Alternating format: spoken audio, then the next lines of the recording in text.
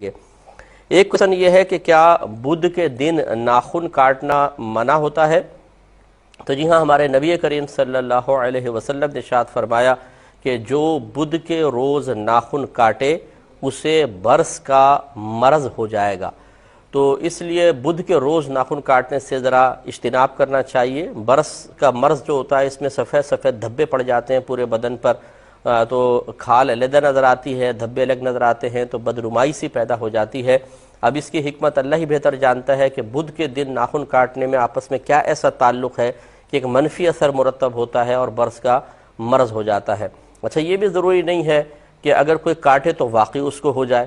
بعض اوقات یہ اسی طرح حدیثیں یہ اس قسم کے مضامین پر مشتمل ہوتی ہیں، یعنی یہ مخفی طور پر یہ بات خود بخود اس میں موجود ہوتی ہے کہ ہو سکتا ہے ایسا ہو جائے، کیونکہ بہت دفعہ ایسا ہوتا ہے کہ ایسا ہو جائے۔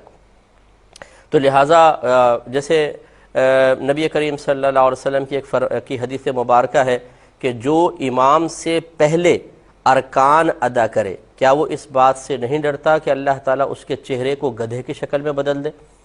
تو ایک بزرگ فرماتے ہیں کہ میں ایک محدث سے حدیث پڑھنے جایا کرتا تھا، تو وہ اکثر مجھے پردے میں رہ کر حدیث پڑھاتے تھے۔ تو ایک دفعہ میں نے ان سے بہت زیادہ اصرار کیا کہ آپ یہ پردے میں رہ کے کیوں پڑھاتے ہیں، میرے سامنے کیوں نہیں آتے؟ تو انہوں نے وہ پردہ ہٹایا تو میں نے دیکھا کہ ان کا چہرہ گدھے کی شکل میں بدلا ہوا ہے۔